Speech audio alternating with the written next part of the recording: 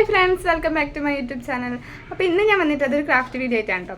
അപ്പം നമ്മൾ ഇന്ന് ക്രാഫ്റ്റ് ചെയ്യാൻ പോകുന്നത് ഈ ഒരു ഫ്ലോർ ക്ലീനറിൻ്റെ ബോട്ടിൽ വെച്ചിട്ടാണ്. ഇത് കാലിയായ ഒരു ബോട്ടിലാണ് കേട്ടോ. ഇതിൻ്റെ ഉള്ളിലത്തെ സംഭവങ്ങളൊക്കെ കഴിഞ്ഞു. അപ്പം ഇത് ഒരു ക്രാഫ്റ്റ് ചെയ്യാൻ വേണ്ടിയിട്ട് ഞാൻ എടുത്ത് വെച്ചതായിരുന്നു. ഇത് വെച്ചിട്ട് നമുക്കൊരു അടിപൊളി വർക്ക് ചെയ്യാം. അപ്പം വീഡിയോയിലേക്ക് പോകുന്നതിന് മുൻപായിട്ട് ആരെങ്കിലും ആദ്യമായിട്ട് വീഡിയോ കാണുന്നുണ്ടെങ്കിൽ എൻ്റെ പേര് അശ്വതി എന്നാണ്. ഒന്ന് ചാനൽ സബ്സ്ക്രൈബ് ചെയ്ത് കാണേ. അപ്പോൾ എന്തായാലും നമുക്ക് ഇതുവരെയുള്ള പണി എങ്ങനെ നോക്കാം അല്ലേ. അപ്പോൾ ആദ്യം തന്നെ നമ്മളിതിൻ്റെ മുകളിലെത്തി ഈ ഒരു സ്റ്റിക്കറൊക്കെ വരുന്ന ആ ഒരു ഭാഗം ഉണ്ടല്ലോ, അതൊക്കെ നമ്മൾ വലിച്ച് പറിച്ച് കളഞ്ഞിട്ടുണ്ട്, രണ്ട് സൈഡിലുള്ളത് കേട്ടോ. അപ്പോൾ ഇതിൽ നമ്മൾ നീറ്റാക്കി എടുത്തിട്ടുണ്ട് കേട്ടോ.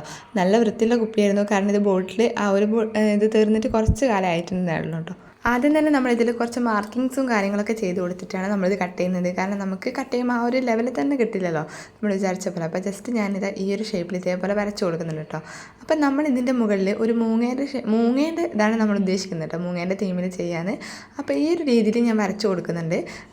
ആ ഒരു ബാക്കിലത്തെ സൈഡിലും മുന്നിലത്തെ സൈഡിലും ഇങ്ങനെയാണ് വരച്ച് കൊടുക്കുന്നത് കേട്ടോ. ഞാൻ വരയ്ക്കുന്നത് എങ്ങനെയാണെന്ന് ഞാൻ പ്രത്യേകിച്ച് പറയുന്നില്ല, കാരണം ഇത് കാണുന്ന ടൈമിൽ നിങ്ങൾക്ക് മനസ്സിലാവുമല്ലോ. വരയ്ക്കുമ്പോൾ ഏതെങ്കിലും നല്ല പെന്ന് ഉപയോഗിച്ചിട്ട്, നമ്മൾ സാധാരണ പെന്ന് ഉപയോഗിച്ചിട്ട് പറ്റില്ലല്ലോ, നമ്മൾ മാർക്കർ പെൻ ഉപയോഗിച്ചിട്ടായിരുന്നു ഞാൻ വരച്ചിട്ടുണ്ടായിരുന്നത്. പിന്നെ നിങ്ങൾ മാക്സിമം ശ്രദ്ധിക്കേണ്ട ഒരു കാര്യം, ആ ഒരു വരേൻ്റെ മുകളിൽ കൂടെ കട്ട് ചെയ്യാണ്ട് അതിൻ്റെ അടിയിൽ കൂടെ കട്ട് ചെയ്യുന്നതായിരിക്കും. കാരണം ആ ഒരു വര ഈ ഒരു ബോട്ടിൽ വരാത്തതായിരിക്കും നല്ലത്. കാരണം നമുക്ക് പെയിൻറ്റ് ചെയ്യുന്ന ടൈമിൽ ആ ഒരു ഷെയ്ഡ് ഉണ്ടല്ലോ, അത് ഷെയ്ഡ് നല്ല രീതിയിൽ കാണും. അതുകൊണ്ട് ആ ഒരു ഇത് താഴത്തെ ആ ഒരു ഭാഗത്തൂടെ കട്ട് ചെയ്തിട്ട് ആ ഒരു നമുക്ക് ലൈനേ പിന്നെ കാണണ്ട, ആ ഒരു രീതിയിൽ കട്ട് ചെയ്യാൻ ശ്രദ്ധിക്കട്ടോ. ഞാൻ ആ ഒരു രീതിയിലായിരുന്നില്ല കട്ട് ചെയ്യുന്നത്, അവിടെ ഇവിടെയൊക്കെ ആയിട്ട് എൻ്റെ ആ ഒരു ലൈൻസ് ഇങ്ങനെ കാണുന്നുണ്ടായിരുന്നു കേട്ടോ. അപ്പോൾ ഈ ഒരു രീതിയിൽ നമ്മൾ അതിൻ്റെ മുകളിൽ കൂടെ ജസ്റ്റ് കട്ട് ചെയ്ത് കൊടുത്തുള്ളൂ. അപ്പോൾ ഇത് ഈ ഒരു എക്സ്റ്റൻഷൻ ബ്ലേഡ് ഉണ്ടല്ലോ, നമ്മൾ ഇൻസ്റ്റയിലും യൂട്യൂബിലൊക്കെ ഇങ്ങനത്തെ ഈ ഒരു ബ്ലേഡ് വെച്ചിട്ട് കട്ട് ചെയ്യുന്ന ഓരോ വീഡിയോസൊക്കെ ഞാൻ കാണാറുണ്ട്. അതിലൊക്കെ അവർ ഈസി ആയിട്ട് ഇത് കട്ട് ചെയ്യുന്നത് കാണാം.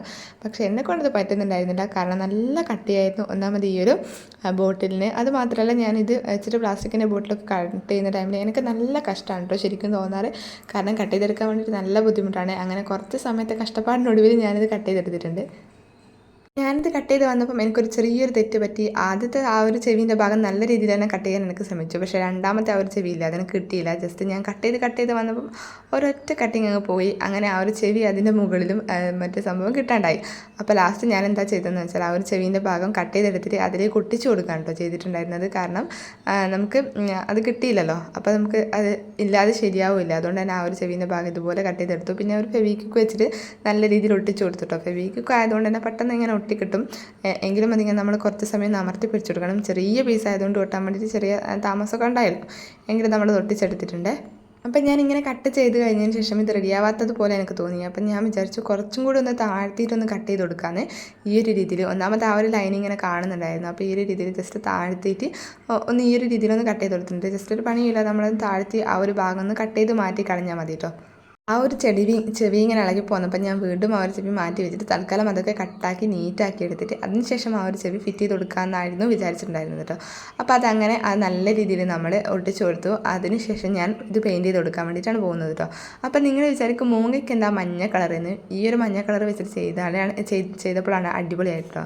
അപ്പോൾ ഇത് മുഴുവനായിട്ട് നമ്മൾ ആദ്യം തന്നെ ഇങ്ങനെ മഞ്ഞ കളർ വെച്ചിട്ട് നല്ല രീതിയിൽ പെയിൻറ്റ് ചെയ്ത് കൊടുത്തിട്ടുണ്ട്. അപ്പോൾ ഇത് ഞാൻ പെയിൻറ്റ് ചെയ്യുന്ന ടൈമിൽ കുറച്ച് വെള്ളം പോലും ആഡ് ചെയ്തിട്ടുണ്ടായിരുന്നില്ല, നല്ല പെയിൻറ്റ് തന്നെയാണ് കേട്ടോ.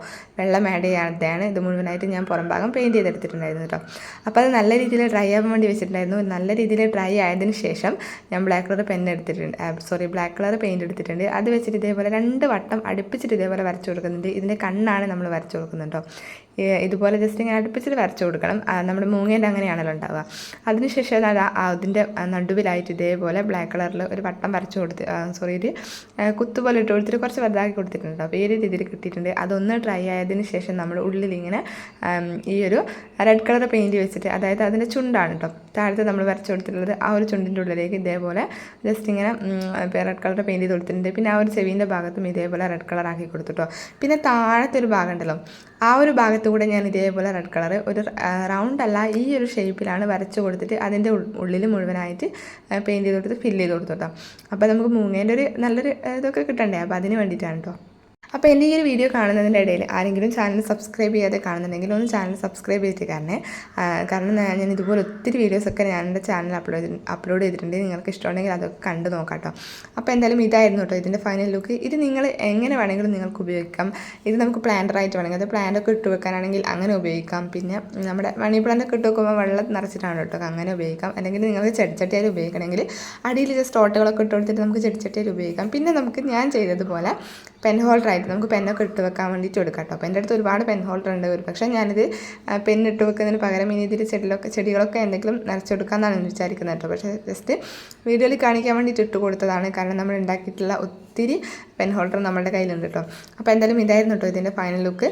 അപ്പോൾ ഈ ഒരു വീഡിയോ ഇഷ്ടപ്പെട്ടിട്ടുണ്ടെങ്കിൽ എല്ലാവരും ലൈക്ക് ചെയ്യുക. പിന്നെ ചാനൽ സബ്സ്ക്രൈബ് ചെയ്യണേ. അപ്പോൾ ബൈ.